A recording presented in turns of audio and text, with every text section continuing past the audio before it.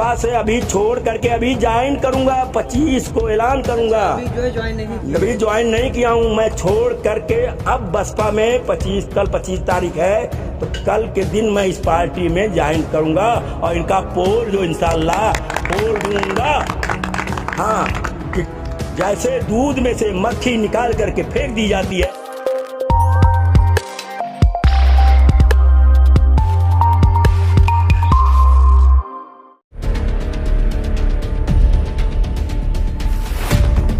साहब आ रहे हैं, बहुत अच्छे आदमी हैं। अवैसी साहब पहली बात तो सिक्लोज़र हैं, दूसरी बात तो वो हिंदू मुस्लिम को लेकर चलते हैं। और हम 31 साल से बसपा पार्टी में था, मुझको इंसाफ नहीं मिला। मैं बुढ़ा हो गया, मेरी 65 साल की उम्र हो गई और मुझको इंसाफ नहीं मिला। काशीराम के दौर में मैं उस पार्टी में जुड़ा था। काशीराम ने कहा कि दलित मुसलमान करो विचार, कब तक सहोगे अत्याचार। तो मैंने कहा बहुत अच्छा आदमी मिल गया है। तो मेरे पास उस वक्त 20 ट्रक थे 1990 में। मैं और बिल्डिंग मटेरियल की दुकान थी फारूक बिल्डिंग मटेरियल खैदराबाद में।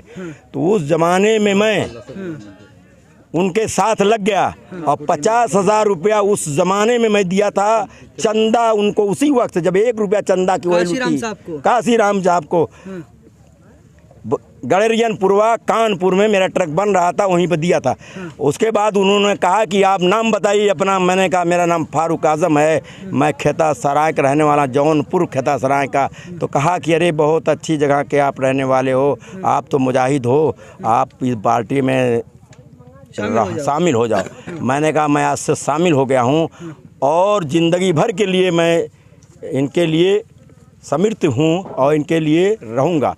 लेकिन मुझको कुछ नहीं मिला, बल्कि मेरा ट्रक बिक गया, मेरा कारोबार बंद हो गया, सिरमिट बालू का कारोबार बंद हो गया, मेरी ज़मीनें बंद, क्योंकि रोज़ डेली मैं प्रचार में रहता था गाड़ी लेकर के। उस ज़माने में किसी के पास गाड़ी नहीं थी, उस ज़माने में फारूक आज़म के पास गाड़ी थी।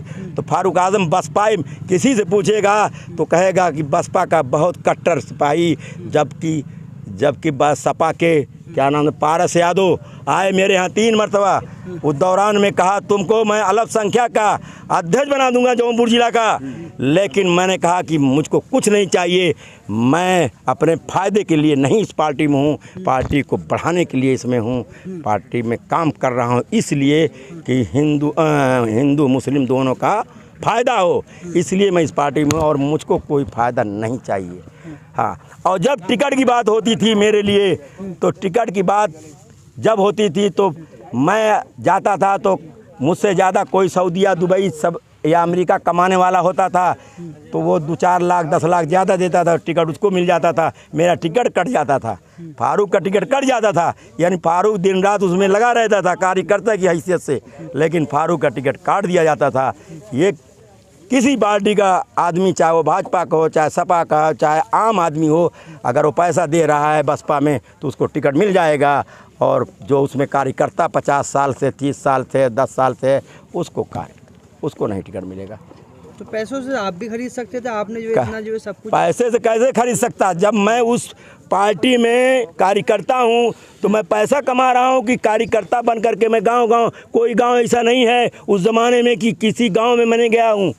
हाँ, मैं बिहार बॉर्डर से, बनारस के बिहार बॉर्डर से लेकर के आपके दिल्ली गाज़ियाबाद बॉर्डर तक मैं प्रचार किया हूँ। हाँ, मैं प्रचार किया हूँ तो मैं पैसा कहाँ से लाता? मेरे बच्चे छोटे छोटे थे, मेरे माँ बाप नहीं थे, तो मैं पैसा कहाँ से लाता? जो मेरे पास ज़मीन थी वो बेच रहा था, जो घर था वो बेच रहा था, वही बेचकर काम चल रहा था मेरा। मैं तो एकदम उसी में लगा था, वो जान और माल से लग गया था। मुझको किसी चीज़ की ज़रूरत नहीं थी कि मैं ज़रूरतमंद था, लेकिन जब टिकट की बात आती थी तो मैं मांगता ज़रूर था। अच्छा, इतनी मेहनत से उस पार्टी में क्यों लगे थे आप? मैं उसमें इसलिए लगा था कि उन्होंने काशीराम जी ने कहा कि दलित मुसलमान करो विचार, कब तक सहोगे अत्याचार। तो मेरी समझ में आया कि ये बहुत मुजाहिद आदमी है, सही आदमी है।